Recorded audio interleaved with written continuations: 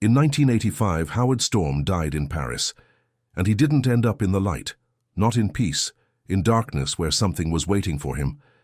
And what happened over the next several hours, he still describes with difficulty. Storm was a professor of art, a committed atheist, a man who openly laughed at people who believed in the afterlife.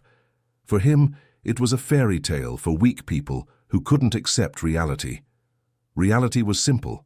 You're born, you live, you die. Darkness, the end, no continuation. He was absolutely certain of this, until that June morning in Paris when a perforated ulcer tore through the wall of his stomach and he began dying right there in his hotel room. He was brought to the hospital. The surgeon said the operation was impossible until morning. For the next several hours, he lay there feeling life drain out of him. The pain was unbearable. Then the pain stopped, then everything stopped. And then he found himself beside his own body, standing and looking at it. No panic, no fear, just standing. And then he heard voices. Not from the room, from the corridor. Someone was calling his name, insistently, saying he needed to come, that they were waiting for him. He walked out into the corridor. There were people there, many people. They looked like ordinary people, hands, legs, faces. They were smiling. They said they would help him, that everything was fine, that he just needed to come with them, and he went. He walked for a long time, into a darkness that grew thicker with every step. He asked several times where they were going. No answer. Just keep walking, keep walking, keep walking. And then they stopped and attacked him, without warning, without explanation. Those same entities that had been smiling and promising to help began tearing at him. Not physically, he had no body, but it was real, more real than anything he had ever experienced in life. They bit, they scratched, they shoved, they mocked, they laughed. They told him he was nothing, that he had always been nothing, that he was theirs now, forever. Storm described this state as absolute terror multiplied by absolute loneliness. There was no one who could help. There was nowhere to run. There was only darkness and entities that didn't stop. He doesn't know how long it went on. Time doesn't work there the way it does here. He lay on the ground, or on whatever served as ground, and the entities continued. And at some point, in a state of absolute despair, from the deepest part of whatever remained of him, he remembered words he had heard as a child. In Sunday school he had attended around age 8 and had long forgotten. Words of a prayer. He didn't remember it fully. He remembered fragments, and he began saying them, quietly, barely audible, not even sure if out loud. Just saying them, Lord have mercy, something like that. Fragments, incoherently, and the entities retreated, not immediately, gradually, as if a light he couldn't see was pushing them back. They were angry, they hissed, but they moved away. And in the darkness a light appeared, small, distant, but real. And from that light came a voice, nothing like the voices of the entities, completely different, which asked him, "What do you want?" Storm said that question was the most important question anyone had ever asked him, because he realized he didn't know the answer. His entire life he had known what he wanted: career, recognition, success. And suddenly, he didn't know. In that darkness with those entities behind him, all of it lost meaning instantly, and he said the only thing that came, "I want to go home. Just home." The voice said, "You know the way." And Storm understood that he did, and he came back. He opened his eyes in the hospital room. A nurse was looking at him. He asked for a chaplain to be called. The atheist who had laughed at believers asked for a chaplain, not because he was frightened, because he knew something he hadn't known before, and that knowledge changed everything. He became a minister himself. Not within a year. Several years later, after working with psychologists, with researchers, with colleagues who tried to find a rational explanation for what he described. No explanation was found.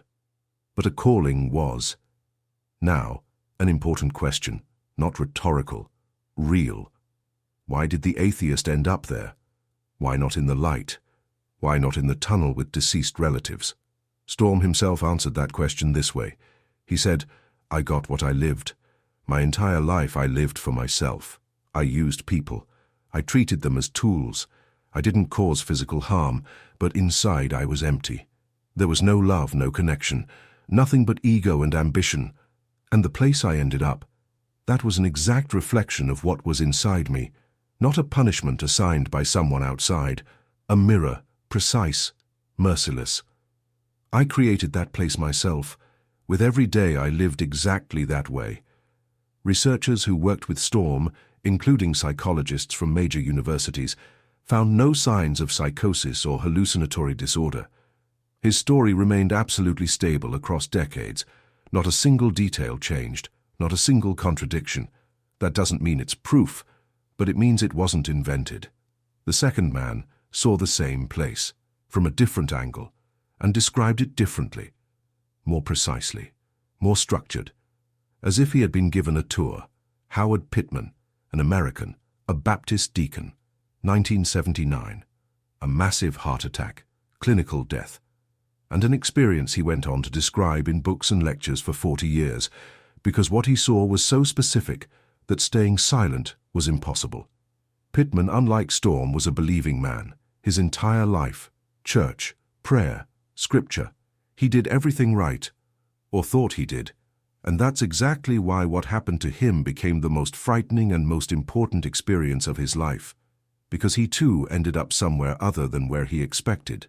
Pittman described that after his heart stopped, he found himself in a space that could not be mistaken for anything else.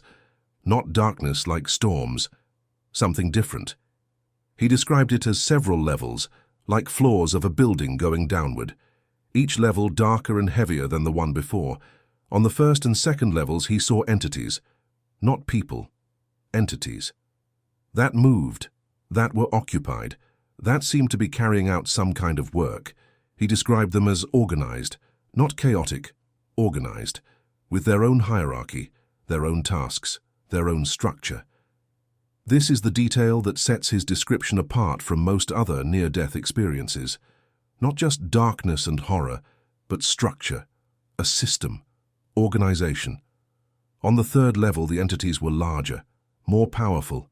Pittman described a sense of authority emanating from them, not physical authority, but authority over the space, over reality, as if they controlled that place, as if it belonged to them, and they knew he was there. They looked at him. They didn't attack. They looked. And that was more frightening than Storm's attack, because in their gaze was something he described as recognition, as if they knew him, knew everything about him, and had been waiting. The fourth and fifth levels Pittman described as places he was afraid to look at directly, not because anyone forbade it, but because what was there was so incompatible with what he could bear that he turned away himself. He said, "There were people there, ordinary people, not entities, people, who were suffering, not physically. They had no bodies, but the suffering was real. He heard it, he felt it, and he could do nothing. And then he was given permission to return. Not simply returned, given permission. Something or someone. He never described this with the same precision with which he described the levels, told him he could go, that his time there was finished, but with one condition. He had to speak. He had to tell people what he had seen. Pittman came back and has been talking about what he saw for 40 years. In churches, in universities, at conferences. His story never changed. The details never contradicted each other. Psychologists who worked with him found no pathology. Now, what unites both stories? And this is more important than the differences. First, both describe an organized space, not chaos and not emptiness, structure, with levels, with hierarchy, with entities carrying out specific functions. This is a detail that appears again and again in accounts of dark near-death experiences from people who never read each other and never communicated. A random coincidence? Second, both say they ended up there not as a punishment assigned from outside, but as the natural consequence of who they were. Storm, because his entire life he was empty inside. Pittman, because he did everything right on the outside but didn't change on the inside. Form without substance, actions without transformation. Both are saying the same thing in different words. You end up where you correspond to, not where you are sent, where you vibrationally belong. Third, both came back completely changed, not gradually, immediately. Storm became a minister. Pittman devoted his life to telling people what he saw. These are not people who invented a story for attention. These are people who could not help but change their entire lives after what they experienced. One final question. The one I want you to ask yourself honestly, not out loud if you don't want to, but honestly. If the place that Storm and Pittman described is an exact reflection of what is inside a person, what would yours reflect? Not what you want to appear to be, not what others see. What is actually inside, when nobody is watching, when there is no audience, when there is no reason to pretend? Storm said, I wasn't a bad person by society's standards. I was just empty. And emptiness is not a neutral state, it's a choice, every day. Write in the comments, did this change anything in how you think about your life right now? Because that question is exactly what Pittman has been talking about his experience for 40 years for, and what Storm became a minister for, not to frighten anyone, so that people ask themselves this question while there is still time to ask questions.